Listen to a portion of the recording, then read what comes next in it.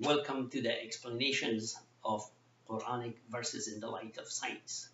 با پروگرام تشریحات آیات قرآن عظیم شان به اساس علم ساینس خوش آمدید. Allah subhanahu wa ta'ala in Quran in Surah Nahl, which is Surah number 16, ayah number 89, reveals this verse, and I'm going to recite that verse. أعوذ بالله من الشيطان الرجيم. بسم الله الرحمن الرحيم. ونزلنا عليك الكتاب تبيانا لكل شيء وهدى ورحمة وبشرى للمسلمين. The interpretation of the verse is that we have sent down this book. The book, Allah subhanahu wa ta'ala means this Quran, for what? Is an exposition of everything. Quran explains everything that we have around us in the universe. And also, Quran is a guidance to help us in our daily lives to behave according to the rules of Quran. وَهُدًى وَرَحْمَةً. And it is a mercy from Allah subhanahu wa ta'ala that has sent us this Quran to improve our lives, to guide us to the right direction. وَبُشْرَى لِلْمُسْلِمِينَ. And it is a good news that Allah subhanahu wa ta'ala has chosen to send us the Quran to guide our lives. در آیه قرآن عظیم الشان که من قرائت کردم، خداوند میفرمایند که من قرآن عظیم الشان را فرستادم برای شما و در قرآن عظیم الشان تمام چیزها تشریح شده. این کلمه است که من سرزی تأکید میکنم برای خداوند میفرماید و نزلنا علیک الکتاب تبیانا لکل شیء، که بیان کننده هر چیز هست. در قرآن عظیم الشان تمام اشیا، هر چیز در مورد کائنات، آسمان ها و زمین تشریح شده.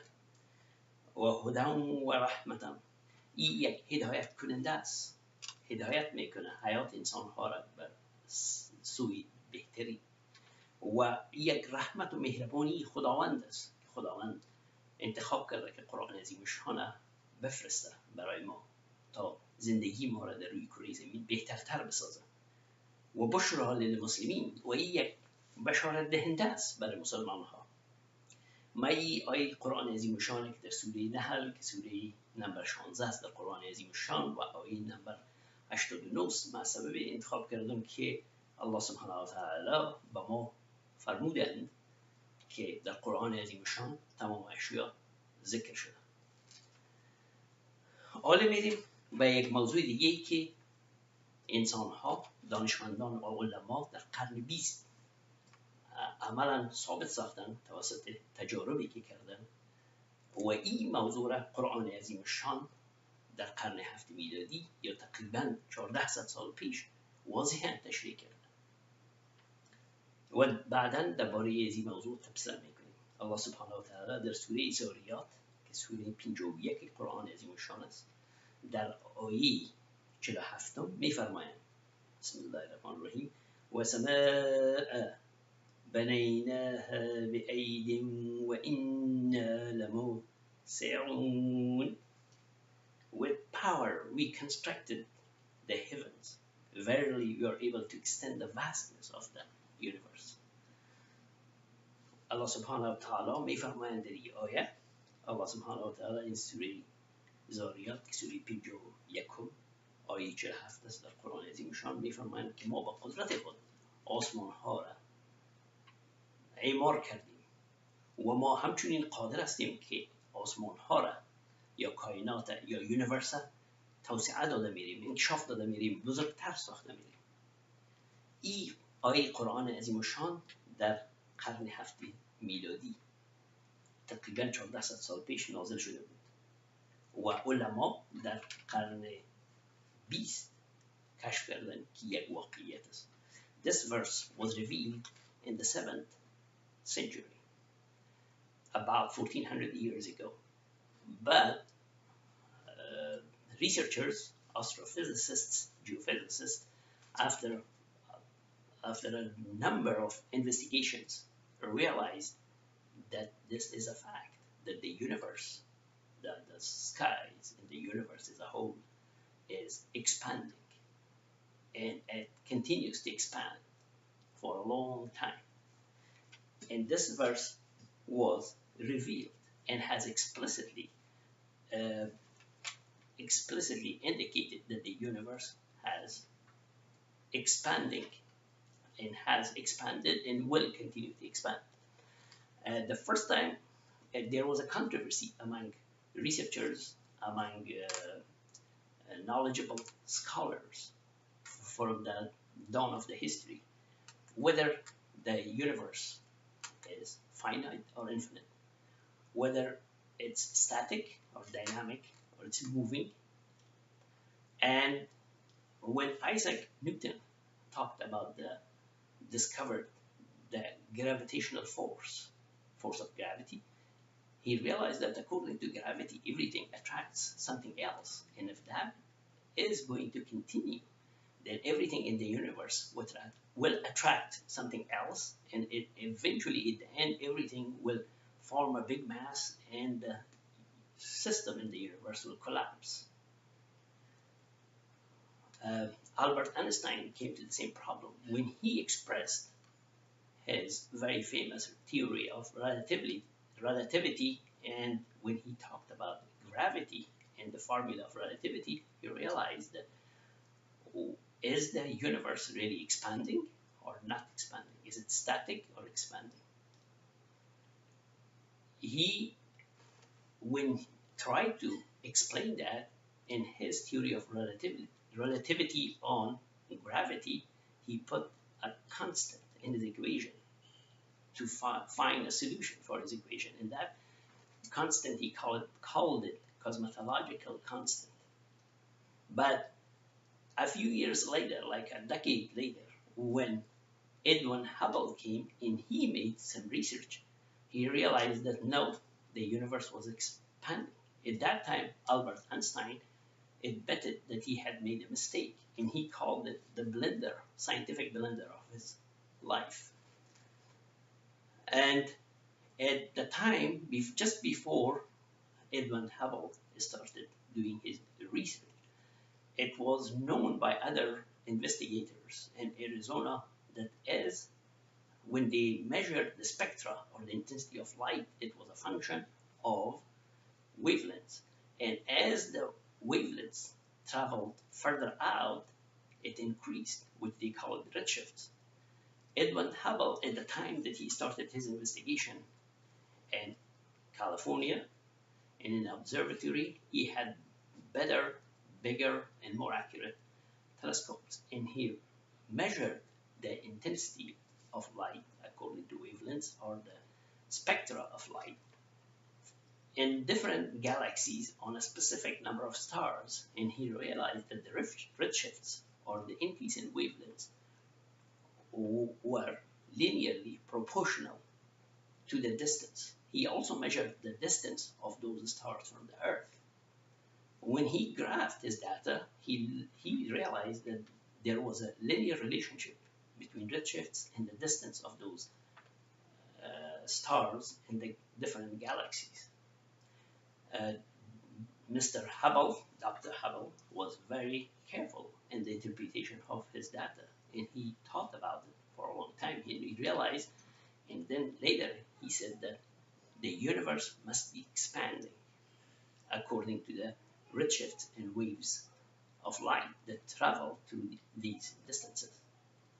Later, all other astronomers and geophysicists agreed with him that that is the case.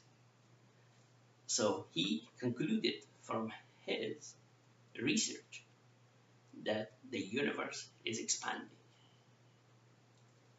وقتی که آقای اسحاق نیوتن در مورد گراویتی صحبت میکرد، او متوجه شد که اگر چون گراویتی هر جسم یک جسم دیگر را به خود جذب میکنه، بنابراین اگر گراویتی در تمام کائنات یونیورس یک پدیده باشه، بنابراین تمام اجسام سماوی یکی دیگر را جذب میکنن و بالاخره به یک کتله بزرگی تبدیل بشه و این نظام از بین میره.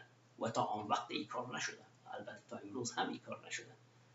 این آقای اسحاق نیوتن به این پرابلم برخورد که آیا دنیا یا کائنات یا آسمان ها و یا یونیورس که انگلیسی میگیم آیا در حال انکشاف هستند، توسعه مییابند به مرور زمان و یا بر حالت ساکت استاد هستند و لایتناهی هستند یا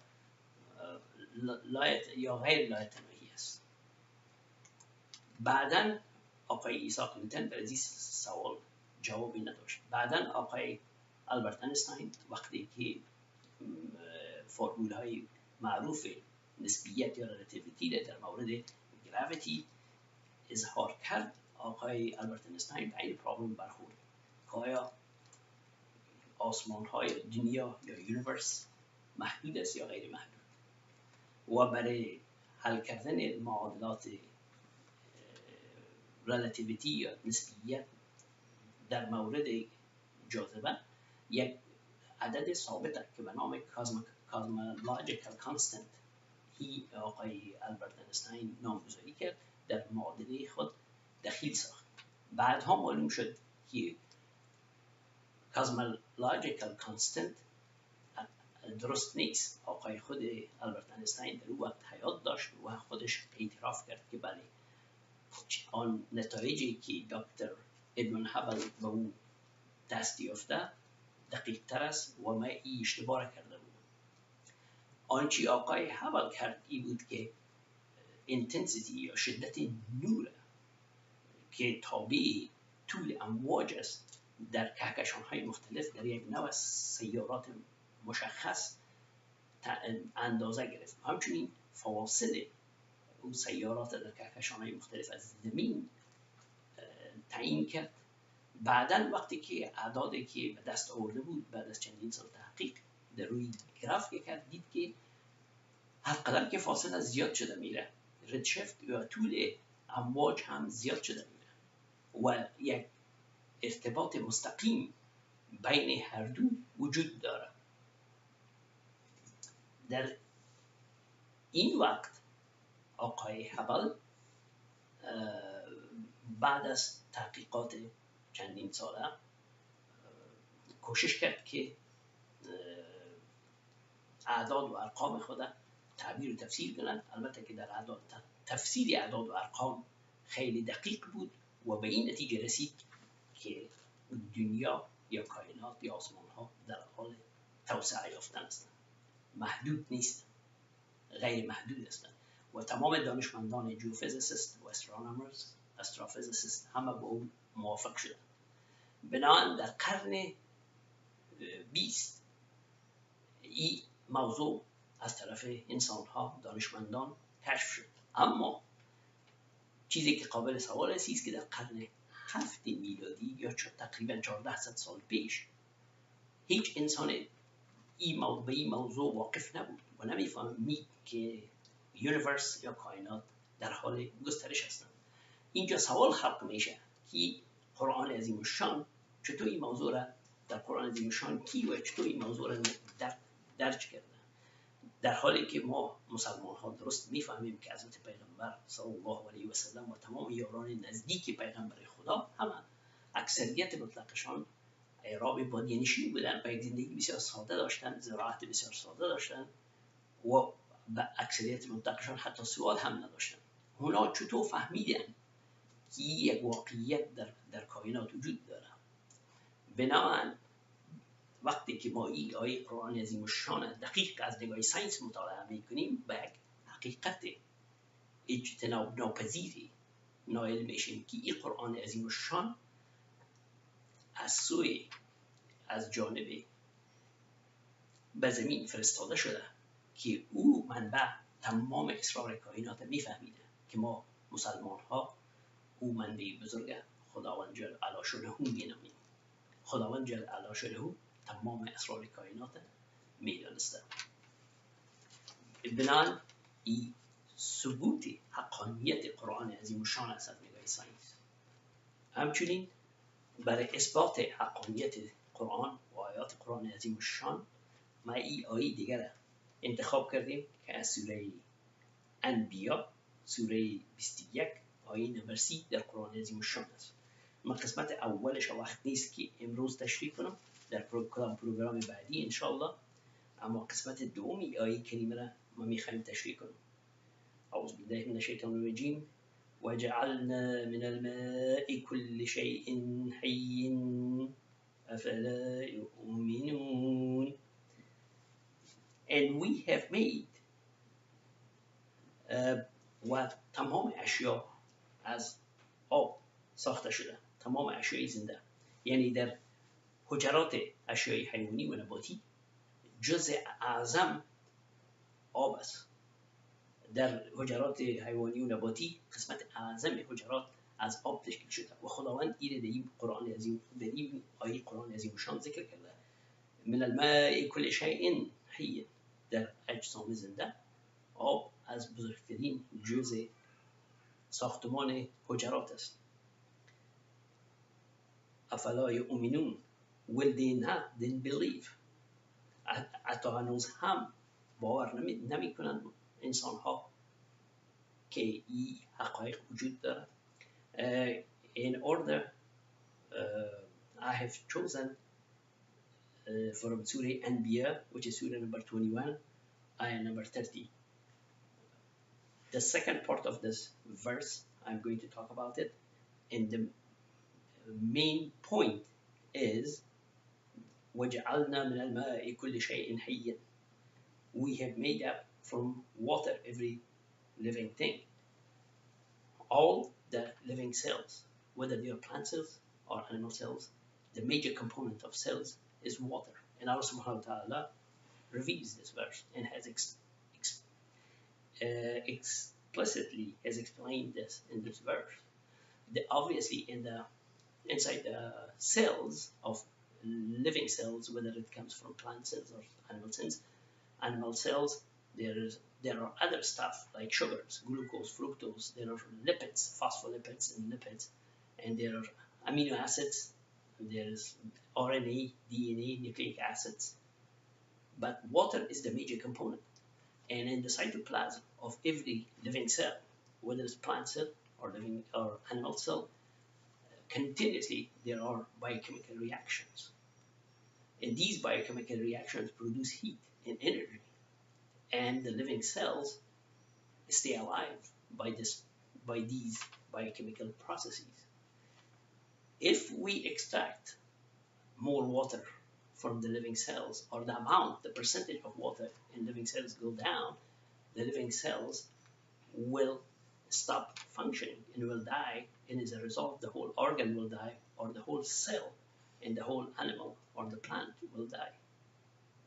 So at the time that this verse was revealed, human beings did not know anything about cytology, did not know anything about molecular biology or stem technology. And at that time even there were no powerful microscopes to look at living cells. So how did the pioneer Muslims, Prophet Muhammad sallallahu alaihi wasallam, peace be upon him, and his companions, how did he know